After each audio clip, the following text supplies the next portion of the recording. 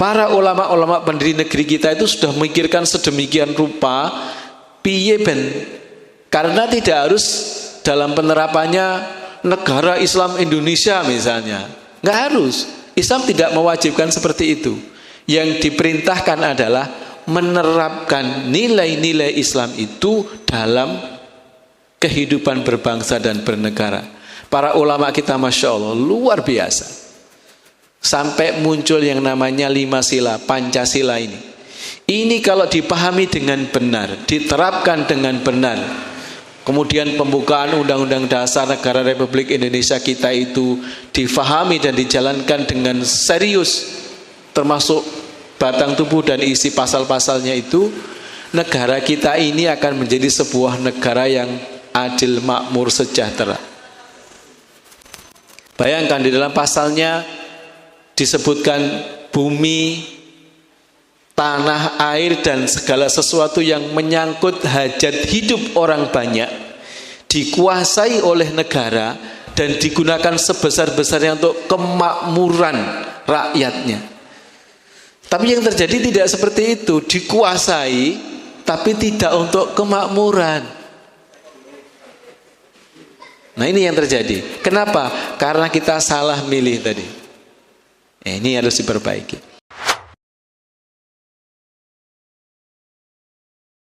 Bismillahirrahmanirrahim. Assalamualaikum warahmatullahi wabarakatuh.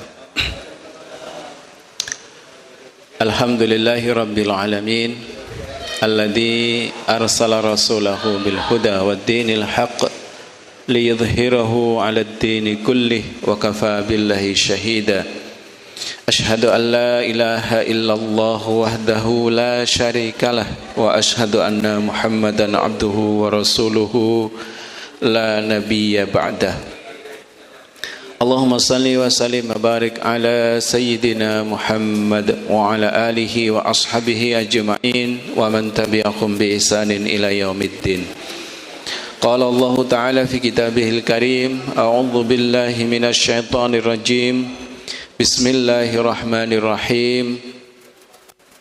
Ya ayyuhalladzina amanu taqullaha wa kunu ma'as shadiqin. Shadaqallahul adzim. Para jamaah ingkang dipun muliakan Allah Subhanahu wa taala, monggo sareng-sareng kita milai majelis kula panjenengan dalu punika kanthi wawasan basmalah ugi salawat. Bismillahirrahmanirrahim. Allahumma shalli wa sallim wa barik ala sayyidina Muhammad. Dan monggo tansah muji syukur dumateng ngarsa dalem Allah Subhanahu wa taala ingkang dalu punika taksih paring rahmat nikmat karunianipun dumateng kula panjenengan sehingga taksih saged bermuwajahah kanthi kawontenan sehat wal afiat. Alhamdulillah, nikmat umur, nikmat yang sering dilupakan itu diantaranya adalah nikmat sehat dan nikmat waktu luang. Itu ngendikane Kanjeng Nabi, dua nikmat itu sering terlupakan. Krasane nek pas gerah utawi sakit, kalih pas sopo ibu. Nah niki lagi kersawa tibake waktu luang iki ya nikmat luar biasa. Karenanya kita perlu bersyukur. Salawat ugi salam mugi tansah kunjuk dumateng junjungan kula panjenengan baginda Nabi Muhammad sallallahu alaihi wasallam beserta keluarga, kerabat, para sahabat lan tiang-tiang derek lampahipun ngantos benjing dumugi dinten kiamat lan mugi-mugi kula panjenengan termasuk ingkang benjing pikantuk syafaat insyaallah. Kados biasanipun monggo kagem keberkahan majelis kula panjenengan lan mbok bilih wonten hajat ingkang dereng kinabulan kanthi nyuwun dumateng Allah kanthi fadilah wasan suratul Fatihah, mugi-mugi sedaya doa enggal dipun ijabah dening Allah Subhanahu wa taala. Ala hadiniyah wa kulli niyatin salihah. Al-Fatihah. A'udzu billahi minasyaitonir rajim. Bismillahirrahmanirrahim. Alhamdulillahi rabbil alamin. Arrahmanir rahim. Maliki yaumiddin. Iyyaka na'budu wa iyyaka nasta'in. Ihdinas siratal mustaqim. Siratal ladzina an'amta 'alaihim ghairil maghdubi 'alaihim waladdallin. Amin. Para jamaah kang dimuliakan Allah Subhanahu wa taala, kenging menopo kok kula panjenengan membiasakan di dalam majelis itu memulainya dengan membaca ayat-ayat Al-Quran, terutama surah Al-Fatihah untuk kita membukanya. Karena salah satu rahasia doa yang mustajabah itu diantaranya doa yang kita bertawasul. Jadi dalam akidah kita bertawasul itu boleh, tapi tidak kepada sembarangan. Salah satunya kita boleh bertawasul melalui ayat-ayat Allah Subhanahu wa taala. Di antaranya surah Al-Fatihah. Jadi surah Al-Fatihah itu bisa menjadi salah satu doa terbaik atau menjadi pembuka doa terbaik. Jadi sebelum kita berdoa kepada Allah dengan doa-doa yang kita fahami atau bahkan dengan doa kanthi basa kita, bahasa Indonesia utawi basa Jawi, boleh, tidak apa-apa, tidak harus bahasa Arab. Tapi kita buka, kita awali dengan membaca suratul Fatihah, dengan kita berniat untuk bertawasul melalui suratul Fatihah ini agar segera dikabulkan oleh Allah Subhanahu wa taala. Ayat yang lain yang biasanya juga dipakai untuk bertawasul sebelum berdoa itu adalah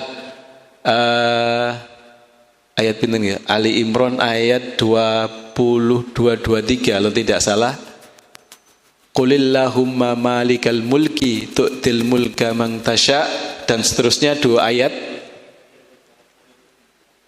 Ya, itu bisa kita pakai bertawasul mengawali doa kita. Insya Allah dengan itu akan semakin dimudahkan untuk dikabulkannya doa kita. Jamaah yang dimuliakan oleh Allah Subhanahu wa taala, alhamdulillah malam hari ini kita lanjutkan bab tentang fikih.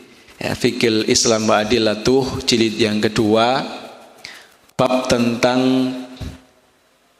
salat, salat wajib, salat sunnah, zikir setelah salat, kunut dalam salat, salat jamaah dan qashar isinya. Nah, kita kemarin sudah wirid, sudah kita bahas,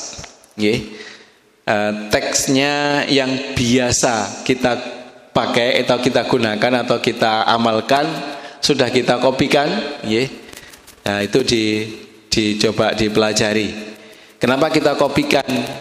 Mau napal apa jadi kopi ini barang, supaya kita menyegarkan kembali, memurojaah. Sebagaimana halnya kita membaca Al-Quran, meskipun wis apal, nek ngawiti maos ini kalau saat dereng Al-Baqarah kan maos Al-Fatihah nggih, mesti dibuka, ora cuma dihafal, mesti diwaos. Ya kayak seperti itu. Supaya ada penyegaran dan juga kadang ada lafal-lafal yang terlewat. Nggih. Misalnya doa keselamatan. Doa keselamatan ini pripun mungale? Allahumma antas salam. Ya, itu doa keselamatan. Allahumma antas salam wa minkas salam. Ya. Wa ilaika ya'udus salam. Ya. Jadi wa ilaika ya'udus salam dan seterusnya. Nah, ini perlu disegarkan. Termasuk kalimat thayyibahnya. La ilaha illallah wahdah la syarikalah lahul mulku wa lahul hamdu. Lahul mulku wa lahul hamdu.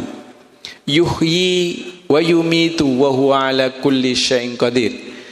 Karena boleh juga tidak ditambah yuhyi wa yumitu. Nah, ini supaya kita tahu. Oh, berarti nek pas gak nggae yuhyi ya ora apa-apa. Mungkin karena waktu kita agak napa menika? Agak urgent nggih, maka biasanya dibaca yang pendek tanpa yuhyi wa yumitu. Nah, seperti itu. Ini supaya nanti bisa dibuka-buka lagi. Baik, selanjutnya kita kepada Fiqhul Islam Ba'dilatuh, kita sampai kepada bab tentang kepemimpinan atau imam. Ya. Imam ini ada dua macam ya. Definisi imam itu ada dua macam. Yang pertama,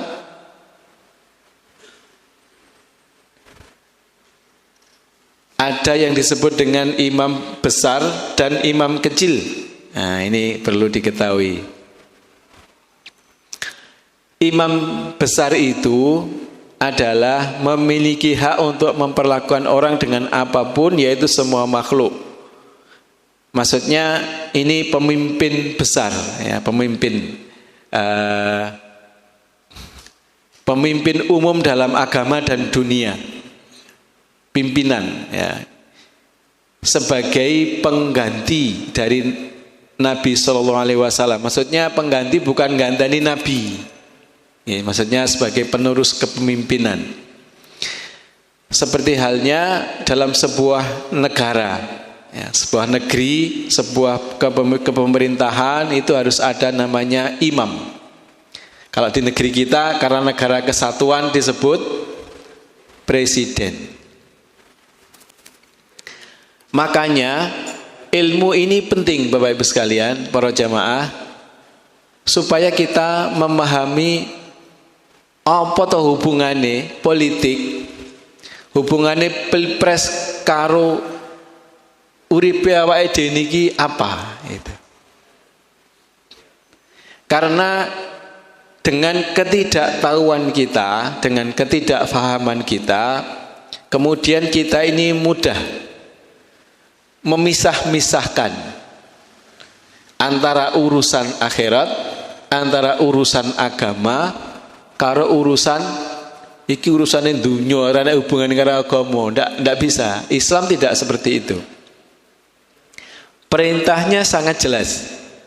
Di dalam surah Al-Baqarah itu Allah perintahkan, ya ayyuhalladzina amanu udkhulu fis-silmi kaffah wala tattabi'u khutuwatis syaitan innahu lakum aduwwum mubin.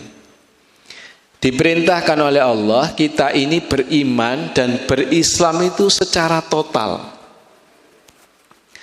Artinya kita menjadikan Islam ini sebagai jalan hidup, sebagai aturan, sebagai pedoman. Di dalam Quran surah Ali Imran Allah tegaskan, innad dina indallahil Islam. Sesungguhnya din, kalau dalam bahasa Indonesia itu hanya diterjemahkan agama. Padahal ad-din itu arti lebih luasnya adalah jalan hidup, aturan hidup, atau tata cara hidup. Nah, itu hanya Islam di sisi Allah Subhanahu wa taala. Nah, disinilah pentingnya kita punya perhatian terhadap seluruh masalah dalam kehidupan kita secara total. Kita hanya sibuk belajar fikih tentang sholat, sibuk belajar fikih tentang puasa, tentang haji, tentang zakat, tentang apa Pak, sering dipelajari waris. Nah, tapi kita tidak pernah belajar tentang fikih negara, tidak pernah belajar fikih kepemimpinan. Nah, sehingga kita selama ini karena tidak perhatian dengan semua itu, bahkan kepemimpinan yang seharusnya begitu penting dalam kehidupan kita, kita serahkan kepada orang yang gak peduli karo awake dhewe, gak peduli karo agamane dhewe, gak peduli dengan hidup dan nasib kita. Bahkan ora urus agamane apa gak penting. Nah, seperti itu. Sehingga ketika terjadi pilihan-pilihan dalam dunia politik, kita merasa itu bukan bagian kita dan juga bukan wilayah kita. Itu salah besar. Karena pemimpin imam ini ketika dia memimpin sebuah negeri, dia bertanggung jawab penuh terhadap nasib seluruh penduduk dalam negeri itu. Nah, dia salah pilih, jadi ini salah gitu. Makanya kemarin kita bahas hadis ad-dinu nasihah. Din atau agama itu adalah nasihat. Liman ya Rasulullah? Untuk siapa ya Rasulullah? Lillah, wali kitabihi, wali rasulihi, wali a'immatil muslimina wa ammatihim. Agama itu adalah nasihat untuk siapa? Untuk Allah, untuk Rasulnya, untuk kitabnya, untuk pemimpin-pemimpin kaum muslimin dan kaum muslimin secara umum. Nah, di sini nanti akan kelihatan keterkaitan. Ketika kemudian kita melepaskan Islam dari ekonomi kita, maka ekonomi kita bisa terbawa kepada ekonomi kapitalis atau ekonomi sosialis. Padahal ekonomi Islam itu ekonomi yang paling luar biasa, paling adil. Kalau kemudian pendidikan kita lepaskan dari Islam, Islam kita cabut dari pendidikan, maka tunggulah kehancuran generasi-generasi kita selanjutnya. Hari-hari ini sedang ada upaya yang begitu kuat untuk mendiskreditkan. Mendiskreditkan itu kenapa, Pak? Jatuhkan, nyeblok nih. Untuk masyarakat itu memandang jelek, memandang rendah terhadap institusi-institusi pendidikan Islam, terutama pondok pesantren.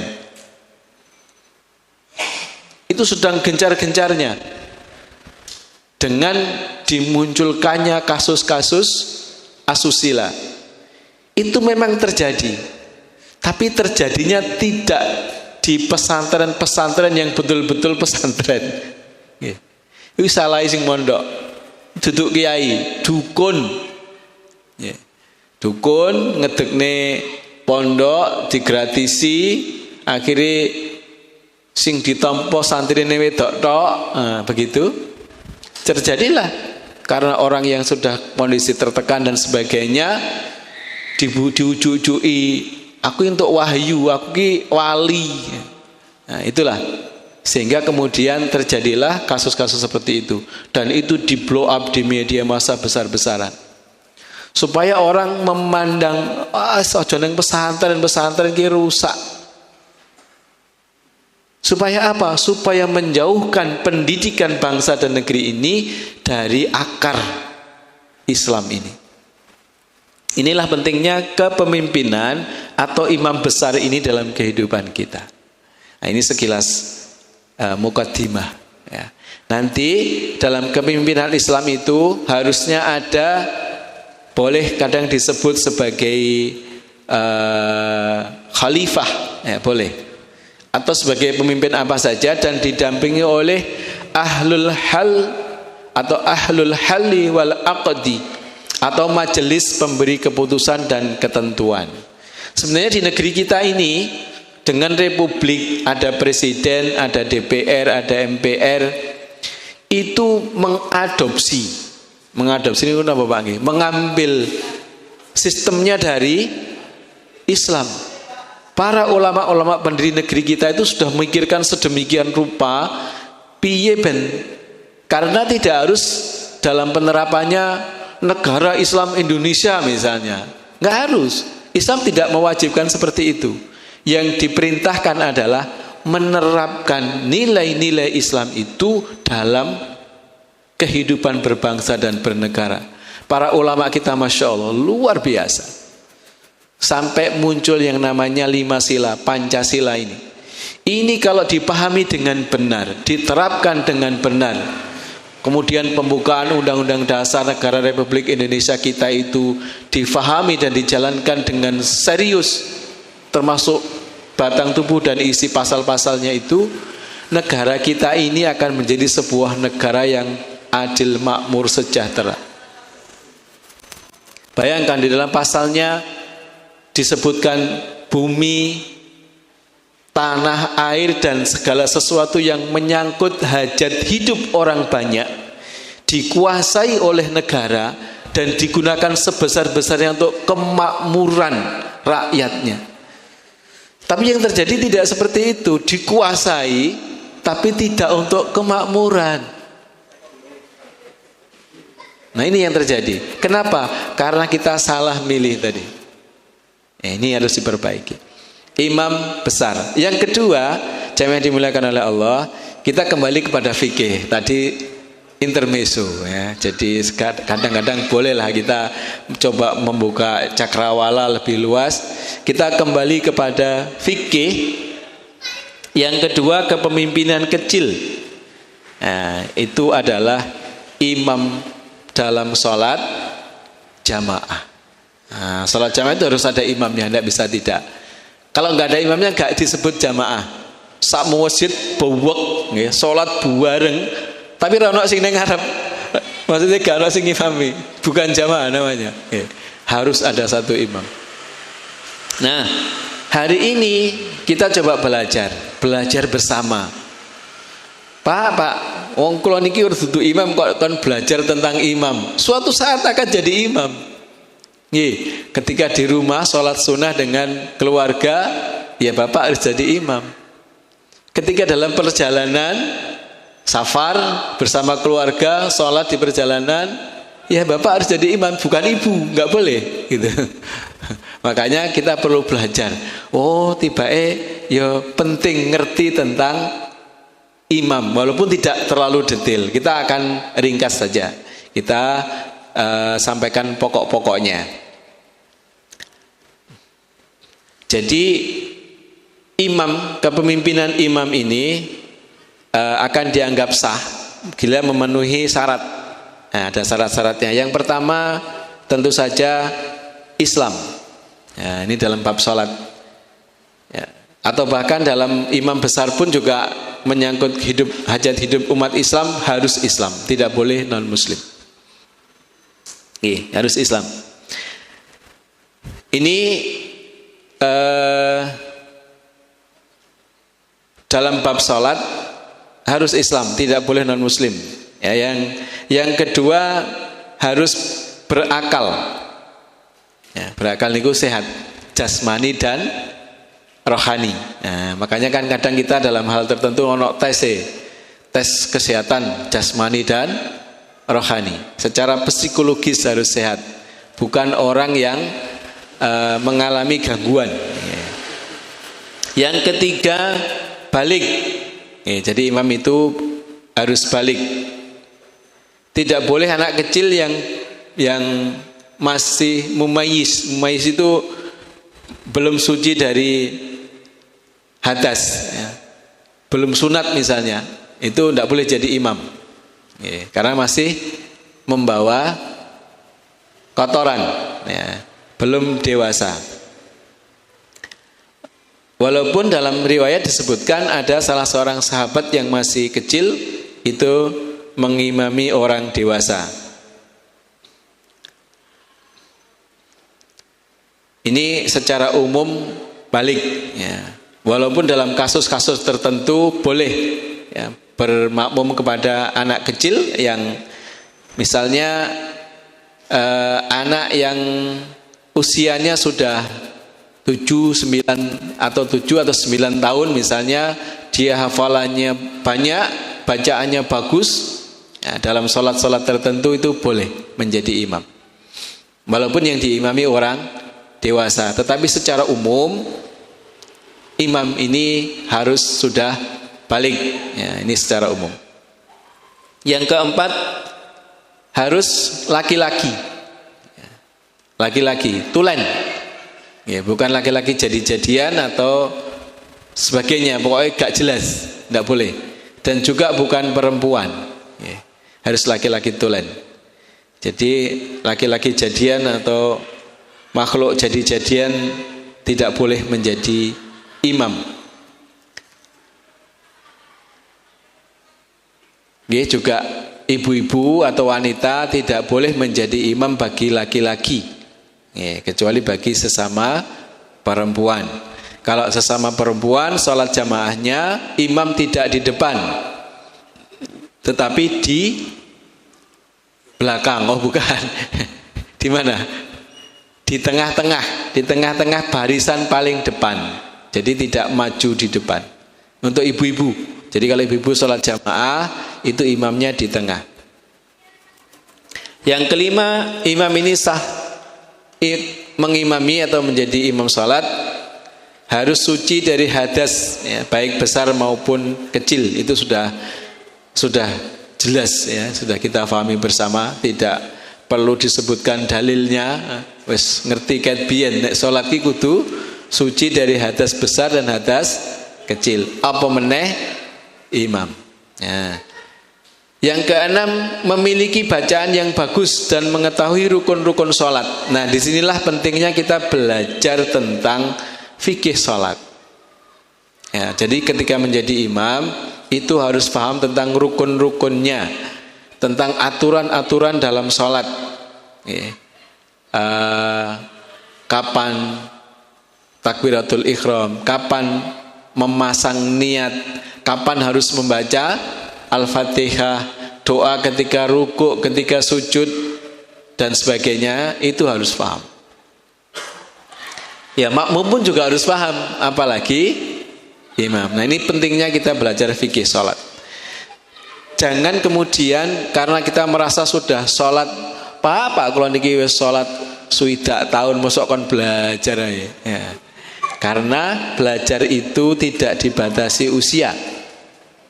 Belajar itu tidak dibatasi, yang boleh belajar hanya yang belum bisa. Enggak, yang sudah bisa pun boleh belajar lagi untuk menyegarkan, merefresh namanya, merefresh.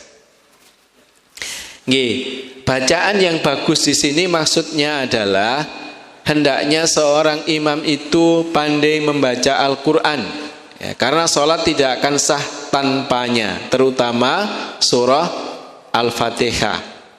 Maksudnya pandai di sini adalah mampu melafadzkan huruf-huruf Al-Quran dengan benar. Itu pertama. Kedua, memahami hukum-hukum bacaan yang kita sering sebut dengan ilmu tajwid. Hukum panjang dan pendek.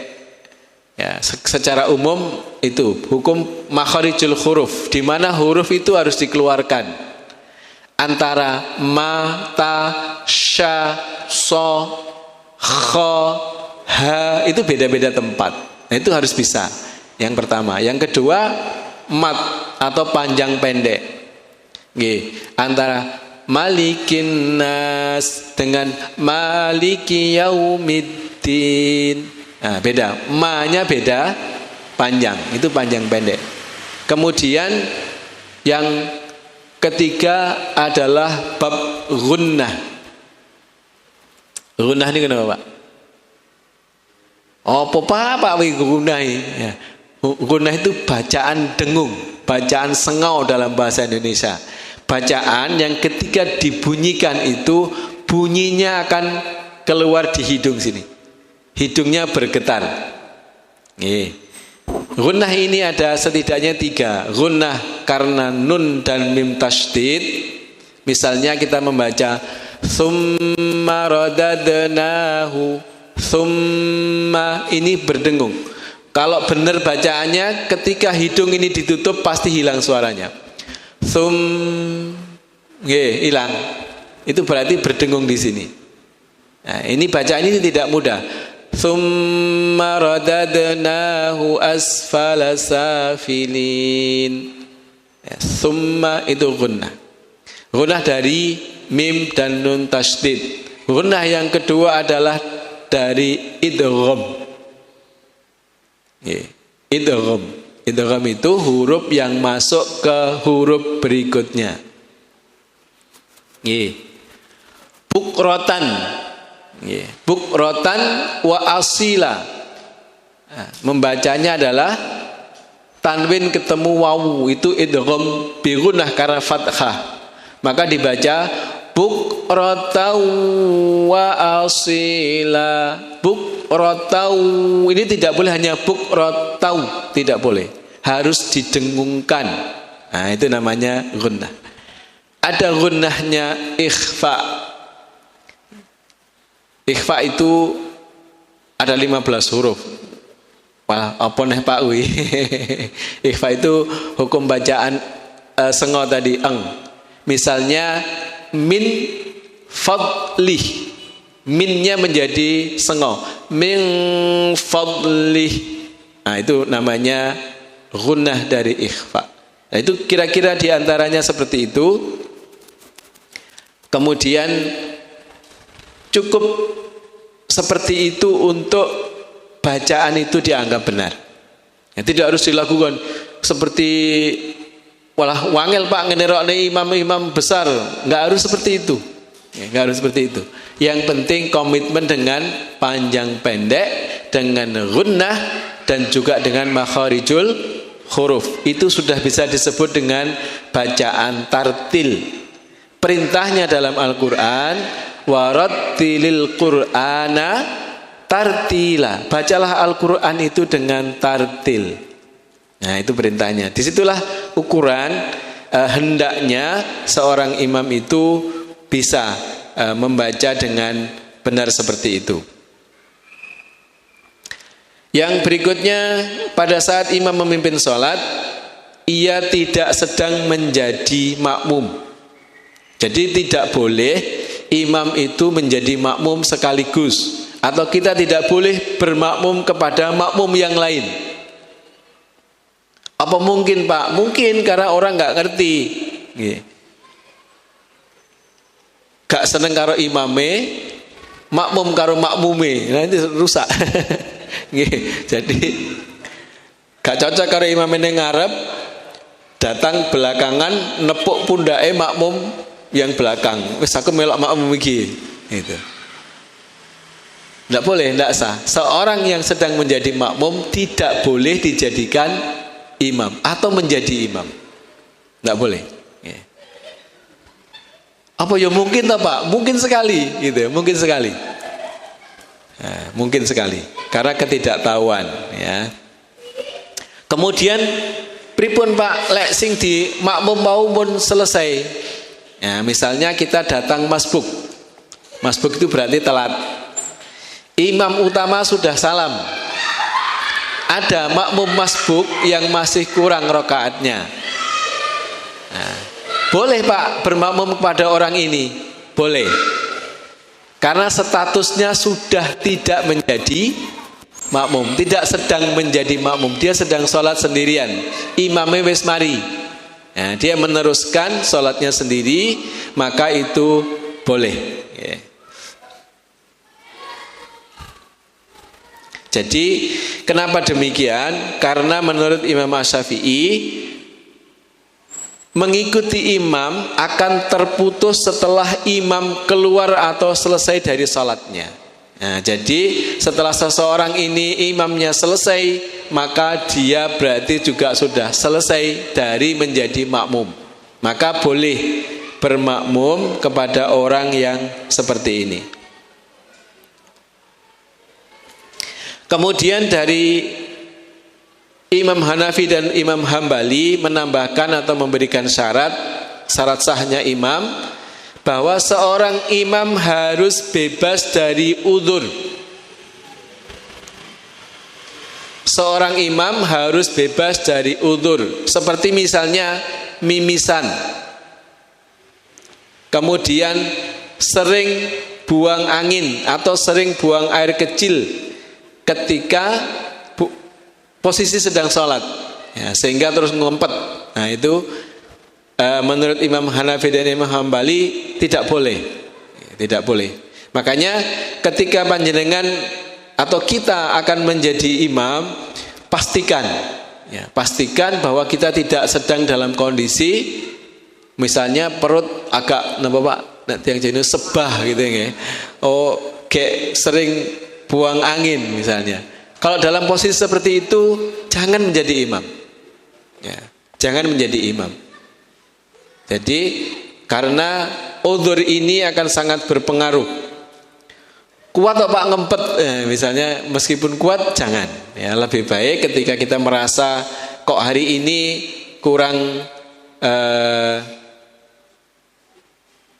fit misalnya, ya tidak usah mengimami dulu gitu misalnya. Ini menurut fikih. Ya. Yang kesembilan, hendaknya seorang imam itu tidak gagap. Karena terkait dengan bacaan atau mengucapkan setiap huruf dalam Al-Quran atau dalam bacaan itu dengan benar. Kalau orang gagap atau dalam bahasa kita sering disebut celat, apa Pak? Pelu, ya, pelu, ya, pelu atau gagap.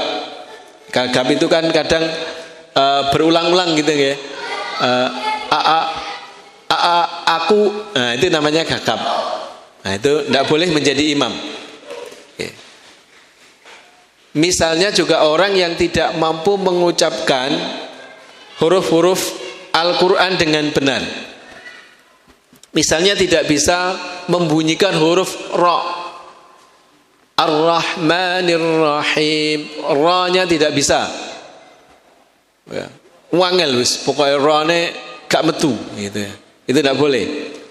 Atau juga mampu mengucapkan bunyi ghain, ya, ghain, ghairil maghdubi alaihim, ya, atau huruf sin menjadi tha, ya, atau zal, dzadzu, ya, alladzi, ya, siratal ladzina an'amta alaihim, enggak bisa bunyi zi, enggak bisa bunyi za.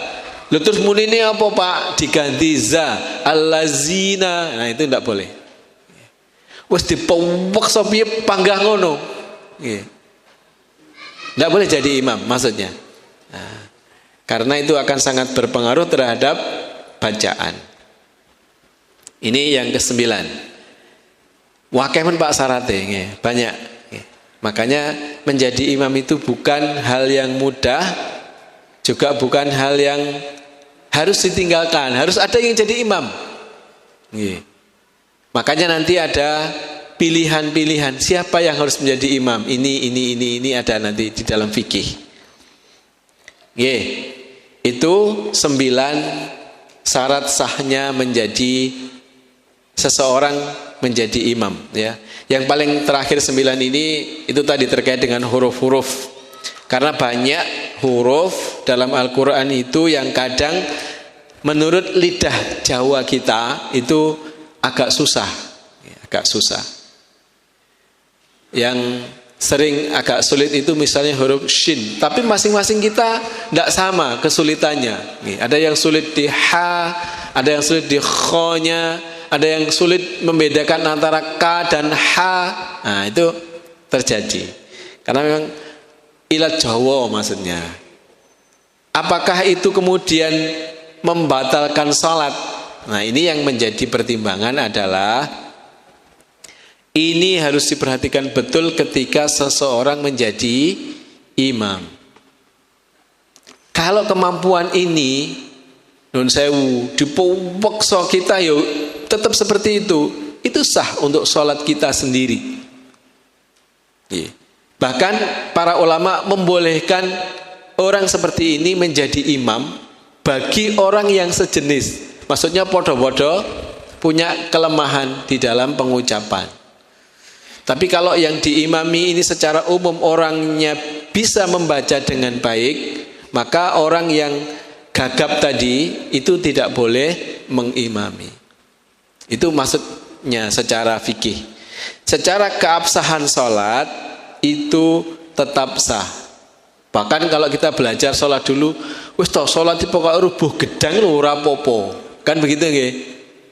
Itu keabsahan sholat kita. Makanya kita perlu sholat berjamaah itu supaya ketika kita punya kekurangan itu akan tertutupi di dalam jamaah itu.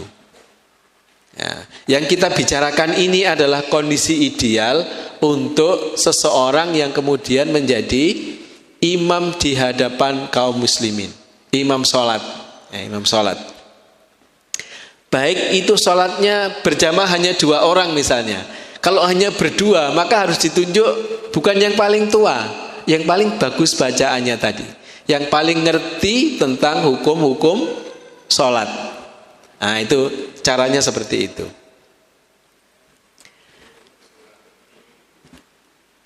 Dalam podo ora ngerti nih, tidak apa-apa ya wis nek kondisi ini podo nggih. Kalau kondisinya nanti akan ada dijelaskan. Kalau kondisinya sama, misalnya sama persis mocone ya podo, ayat tak tahu nggih, ayat tak tahu 2 pahala. Terus ngertine ya padha mergo ngajine bareng nggih, ilmune ya padha nggih, maka boleh dipilih yang lebih tua secara usia. Nah, jadi kita selama ini itu dulu salah kita ini nggih. Termasuk dalam menentukan imam ini harus ditetapkan. Imam itu harus ditunjuk. Ya, kita nggak boleh masjid itu imam jorok. Apa imam jorok nih Pak? Pokoknya di sini kan surung itu tidak boleh.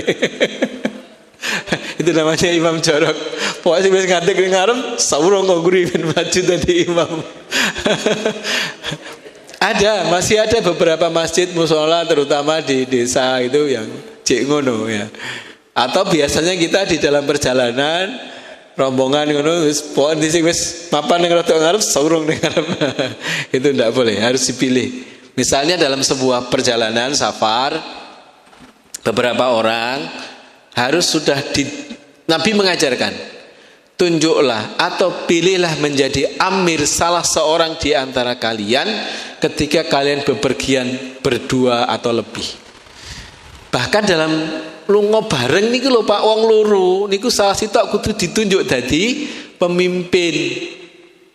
Lah itu nanti yang jadi imam sholat. Nah seperti itu. Apalagi di masjid kita yang sebesar ini. Maka nanti kalau di ranking siapa yang paling berhak menjadi imam di sebuah masjid, kalau secara umum yang paling berhak adalah pimpinan tertinggi dalam sebuah negara. Sudah saya sampaikan, presiden yang paling berhak jadi imam. Kalau tidak ada presiden, hakim. Ya. Baru kemudian kalau itu tidak ada, mereka boleh menunjuk siapa yang menjadi imam di masjid. Nah di masjid kita ini yang paling berhak menjadi imam siapa? Ketua takmir.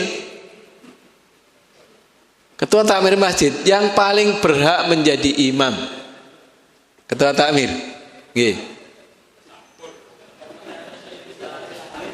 Lah memang aturannya begitu fikih. Ya. Kecuali kemudian ketua takmir beliau ini menunjuk sampean jadi imam, sampean wakili dan sebagainya. Nah itu harus atas Pak? Penugasan. Nah, penugasan dari Bapak Ketua Takmir. Dalam? Nggih. Pemenangnya tertinggi. Nggih. Nah, jadi seperti itu aturan fikihnya, tetapi dalam aplikasinya ya tidak harus sekaku misalnya seperti itu. Monggo dibicarakan, didiskusikan. Bab-bab seperti ini penting untuk kita bahas, kita ketahui bersama, karena suatu saat pasti akan menimpa kita dalam situasi-situasi tertentu. Nah, ini masih baru awal, baru pembukaan tentang imam besar dan imam kecil. Siapa yang syarat menjadi imam tadi, baru kemudian nanti bagaimana memilihnya, bagaimana menetapkannya dan seterusnya dibahas secara detail dalam fikih kita, sehingga ini menjadi panduan bagi kita semuanya. Untuk malam hari ini alhamdulillah kita cukupkan karena sudah masuk waktu Isya. Mudah-mudahan di pertemuan yang akan datang bisa kita lanjutkan lagi pembahasan kita tentang fikih salat, ya, bab tentang imam. Nanti di bab belakang ada hal-hal yang sangat penting, ya, lebih detail tentang bagaimana dan siapa yang layak untuk menjadi imam, hal-hal yang makruh bagi imam, kemudian apa tanggung jawab imam, apa saja dari makmum yang kemudian ketika makmum ini mengikuti imam itu yang ditanggung oleh imam apa saja. Nah itu ada. Imam ini nanggung banyak hal dari makmum. Makanya kita jadi makmum itu rada wenteng gitu. Saya lebih suka jadi makmum wenteng ngono ora nek sing gandoli gitu. Wis serahne ning ngarep. Ya batal. Imam kentut batal. Aturannya imam yang batal dia harus milih, nunjuk siapa yang harus mewakili. Nah, selama ini kita ndak, pokoknya sing gurine ya maju ngenteni. Harusnya imam yang milih. Ketika dia sudah batal dari salatnya, dia ambil salah satu jamaah yang dia pilih untuk dibawa ke depan menjadi imam selanjutnya. Tapi karena itu ya ribet kadang ya pokoknya imamnya gugur ya sing mburine maju. Makanya biasanya di belakang imam itu harus yang siap untuk menjadi batal. Batal ini. Nggih, mekaten nggih Bapak Ibu sekalian para jamaah yang dimuliakan oleh Allah Subhanahu wa taala. Mudah-mudahan menjadi pencerahan. Pencerahan ini kita bicara ini bukan dalam rangka sopo sing pantas dadi imam dan sebagainya untuk secara aplikatif kita saat ini tidak, tapi menjadi wawasan, menjadi ilmu supaya kita menjalaninya itu lego gitu, tenang. Oh, memang aturannya begitu gitu ya. Dan ini penting, ilmu. Jadi harus betul-betul kita pelajari bersama sehingga menjadi tanggung jawab kita bersama untuk kita menata salat jamaah kita, menata masjid kita, pelaksanaannya semuanya berdasarkan ilmu yang kita pelajari, bukan berdasarkan rasa, perasaan. Soalnya ngetut nih rasa itu enak ora enak. Jadi kita berdasarkan hukum fikihnya seperti apa kita aplikasikan, dan itu insya Allah akan menyelamatkan. Makaten kita cukupkan dengan hamdalah, alhamdulillahirabbil alamin, dan kita tutup dengan doa penutup majelis. Subhanakallahumma wa bihamdika asyhadu an la ilaha illa anta astaghfiruka wa atubu ilaik. Kurang lebihnya mohon maaf. Wallahul muwafiq ila aqwamit thoriq. Wassalamualaikum warahmatullahi wabarakatuh.